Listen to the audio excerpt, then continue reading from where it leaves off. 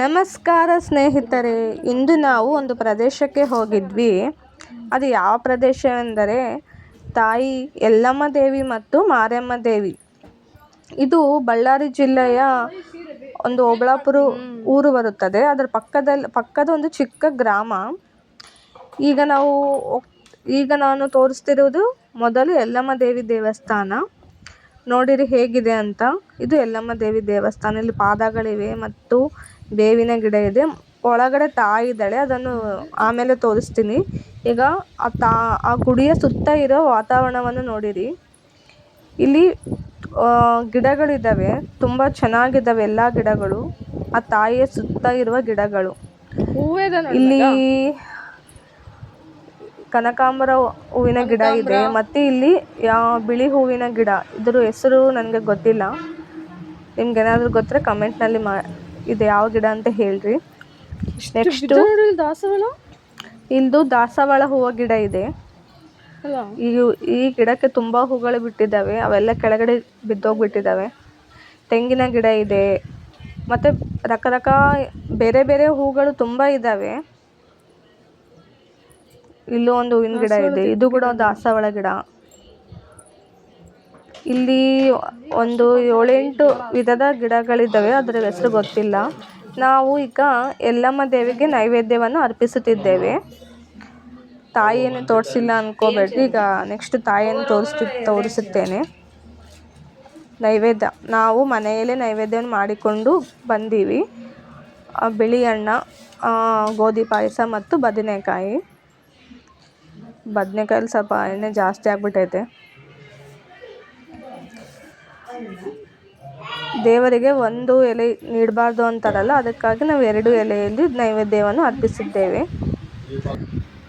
ಈಗ ತಾಯಿ ಯಲ್ಲಮ್ಮ ದೇವಿಯನ್ನು ವೀಕ್ಷಿಸಿರಿ. ತಾಯಿ ಯಲ್ಲಮ್ಮಗೆ ನೈವೇದ್ಯವನ್ನು ಅರ್ಪಿಸಿದ್ದೇವೆ. ತಾಯಿಯನ್ನು ನೋಡಿರಿ, ತುಂಬ ನೋಡಲಿಕ್ಕೆ ಎಷ್ಟು ಸುಂದರವಾಗಿದ್ದಾಳೆ. ನಿಂಬೆಯ ಅಲಂಕಾರ, ಹೂವಿನ ಅಲಂಕಾರ, ಕೇಸರಿ ಬಣ್ಣದ ಸೀರೆಯಲ್ಲಿ ತಾಯಿ ನೋಡಲಿಕ್ಕೆ ತುಂಬ ಚೆನ್ನಾಗಿದ್ದಾಳೆ. ಕೈಯಲ್ಲಿ ತ್ರಿಶೂಲ. ತಾಯಿಗೆ ಮಂಗಳಾರತಿಯನ್ನು ಮಾಡುತ್ತಿದ್ದಾರೆ. ನೀವು ಕೂಡ ನೋಡಿ ನಮಸ್ಕರಿಸಿ. ತಾಯಿ ಯಲ್ಲಮ್ಮ ದೇವಿ, ಉದೋ ಯಲ್ಲಮ್ಮ ದೇವಿ ನೋಡಿ ಎಷ್ಟು ಚೆನ್ನಾಗಿದ್ದಾಳೆ ನೋಡಲಿಕ್ಕೆ. ಹಾಗೆ ನೋಡುತ್ತಲೇ ಇರಬೇಕು ಅನ್ನಿಸ್ತಿದೆ, ಅಷ್ಟು ಚೆನ್ನಾಗಿ ರೆಡಿ ಮಾಡಿದ್ದಾರೆ. ಈಗ ನಾವೆಲ್ಲರೂ ಮಂಗಳಾರತಿಯನ್ನು ತಗೊಂಡ್ವಿ.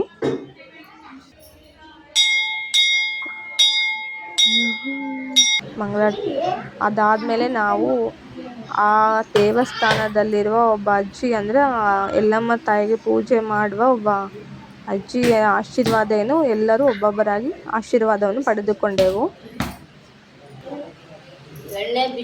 ತಾಯಿ ಯಲ್ಲಮ್ಮ ದೇವಿ ಇದು ಹೊರಗೆ ಕೂಡ ತುಂಬ ಚೆನ್ನಾಗಿದೆ. ನೀವು ಇನ್ನೊಂದು ಕೇಳ್ಬೋದು, ಮಾರಮ್ಮ ದೇವಿ ಎಲ್ಲಿದ್ದಾಳೆ ಅಂತ. ನೆಕ್ಸ್ಟ್ ನಾನು ಮಾರಮ್ಮ ದೇವಿಯನ್ನು ತೋರಿಸುತ್ತೇನೆ. ಅದ್ರ ಪಕ್ಕನೇ ಮಾರಮ್ಮ ದೇವಿ ಇದೆ, ಸ್ವಲ್ಪ ದೂರ.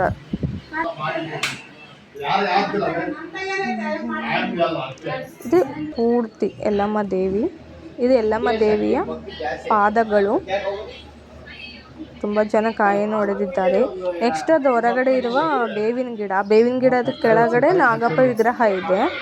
ನಾವು ಬೇವಿನ ಗಿಡಕ್ಕೆ ಸೀರೆಯನ್ನು ಉಡಿಸುತ್ತಿದ್ದೇವೆ, ಹಸಿರು ಬಣ್ಣದ ಸೀರೆ. ನಾರ್ಮಲ್ ಆಗಿ ಎಲ್ಲರೂ ತಗೊಂಡು ಬರುವುದೇ ದೇವಿಗೆ ಭಾಳ ಹಸಿರು ಬಣ್ಣನೇ ಜಾಸ್ತಿ ತಗೊಂಡು ಬರ್ತಾರೆ. ನಾವು ಸೀರೆಯನ್ನೀಗ ಬೇವಿನ ಗಿಡಕ್ಕೆ ಉಡಿಸಿದ್ವಿ. ಇಲ್ಲಿ ನಾಗಪ್ಪಗಳು ಇದ್ದಾವಲ್ವ. ಈಗ ಶ್ರಾವಣದಲ್ಲಿ ಚೌತಿ ಅಂದರೆ ನಾಗರ ಮಾಸ ಸ್ಟಾರ್ಟ್ ಆಗುತ್ತೆ ಅಲ್ಲ, ಅಲ್ಲಿನ ಜನಗಳು ಇಲ್ಲಿಗೆ ಬಂದು ಹಾಲನ್ನು ಹಾಕುತ್ತಾರೆ. ಇದು ಹೊರಗೆ ಇರುವ ಪ್ರದೇಶ, ಯಲ್ಲಮ್ಮ ಗುಡಿ ಇಷ್ಟೇ. ಅಲ್ಲಿ ಮುಂದೆ ಸ್ವಲ್ಪ ಹೋದರೆ ಇದು ಮಾರಮ್ಮ ದೇವಿ. ಮಾರಮ್ಮ ದೇವಿಗೆ ಇದು ತುಂಬ ಚಿಕ್ಕ, ಅಂದರೆ ಒಂದು ಮರದ ಕೆಳಗಡೆ ಇದೆ. ಇದು ಮರ ಚಿಕ್ಕ ಗೋಡೆ ಇದೆ, ಅದರ ಕೆಳಗಡೆ ತಾಯಿ ಮಾರಮ್ಮ ದೇವಿ ನೆಲೆಸಿದ್ದಾಳೆ. ಈ ಈ ಈ ದೇವಸ್ಥಾನಕ್ಕೆ ಒಂದು ಪ್ರತ್ಯೇಕವಾದ ಕತೆ ಇದೆ. ಈ ತಾಯಿಗೆ ಏನಾದರೂ ದೇವಸ್ಥಾನ ಅಂದರೆ ಗುಡಿ ಕಟ್ಟಬೇಕಂದ್ರೆ ಒಂದೇ ದಿವಸದಲ್ಲಿ ಕಟ್ಟಬೇಕಂತ ಒಂದು ಪೌರಾಣಿಕ ಕತೆ ಇದೆ. ಬಟ್ ಅದು ಇಷ್ಟರಲ್ಲೇ ಕಟ್ಟುತ್ತಾರೆ ಎಂಬ ಮಾಹಿತಿ ಕೂಡ ಇದೆ. ಇನ್ ಕೇಸ್ ಗುಡಿ ಏನಾದರೂ ಕಟ್ಟಿದ್ದಾರೆ ನಾನು ಅದನ್ನು ಕೂಡ ವಿಡಿಯೋ ಮಾಡ್ತೀನಿ. ಇದು ಮಾರಮ್ಮ ದೇವಿ ಸುತ್ತ ಇರುವ ಇದು ಎಲ್ಲ ಗಿಡ. ಇದು ಈಗ ಪೂಜೆ ಪೂರ್ತಿಯಾಗಿದೆ. ನೋಡಿರಿ ಮಾರಮ್ಮ ದೇವಿ, ಅದು ಕಲ್ಲಿದೆ ಅಲ್ಲ, ಅದು ಕಲ್ಲು ಅನ್ಬಾರ್ದು, ಮಾರಮ್ಮ ದೇವಿ ಅಂತಲೇ ಅನ್ಬೇಕು. ಸೊ ನಿಮ್ಗೆ ಅರ್ಥ ಆಗಲಿ ಅಂತ ನಾನು ಆ ಥರ ಅಂತಿದ್ದೀನಿ. ಇದು ಇವಾಗ ನಾನು ತೋರಿಸಿದಲ್ಲ ಮಾರಮ್ಮ, ಅದರ ಹಿಂದೆ ಒಂದು ಇಲ್ಲಿ ಒಂದು ಚಿಕ್ಕ ದೇವಸ್ಥಾನ ಇದೆ.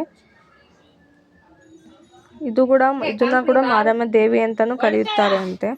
ಅಲ್ಲಿ ಕೂಡ ನಾವು ಪೂಜೆ ಸಲ್ಲಿಸಿದ್ವಿ ನೈವೇದ್ಯ ಇಟ್ಟು.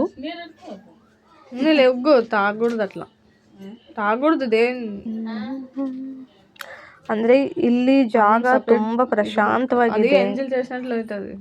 ನೋಡ್ಲಿಕ್ಕೆ ವಾತಾವರಣ ಕೂಡ ಅಷ್ಟೇ ಚೆನ್ನಾಗಿದೆ. ಇವತ್ತು ಇಲ್ಲಿ ಪೂಜೆ ಎಲ್ಲ ಮುಗೀತು. ನೆಕ್ಸ್ಟ್ ಇಲ್ಲಿ ನಾವು ಪೂಜೆ ಮಾಡುತ್ತಿರುವಾಗ ಕುರಿಗಳು ಬಂದವು ಒಂದೊಂದಾಗಿ ಸಾಲಾಗಿ. ಯಾವುದೋ ಒಂದು ಕುರಿ ಬಂದು ಮಾರಮ್ಮ ದೇವಿ ಪಾದಗಳ ಹತ್ರ ಇರುವ ಅಕ್ಕಿನೋ ಏನೋ ತಿನ್ನುತ್ತಾ ಇದೆ. ಅದೆಲ್ಲ ಕುರಿ ಬಿಟ್ಟು ಒಂದು ಕುರಿಗೆ ಮಾತ್ರ ಯಾಕೆ ಬಂದಿದೆ ಏನು. ಸಾಲಾಗಿ ಬರುತ್ತಾ ಇದ್ದಾವೆ. ಪೂಜೆ ಎಲ್ಲ ಆಯಿತು. ನಾವು ಎಲ್ಲರೂ ನೈವೇದ್ಯವನ್ನು ಸ್ವೀಕರಿಸಿದ್ದೇವೆ. ನಿಮಗೆ ವಿಡಿಯೋ ಇಷ್ಟ ಆದರೆ ಲೈಕ್ ಮಾಡಿ, ಸಬ್ಸ್ಕ್ರೈಬ್ ಮಾಡಿ. Thank you.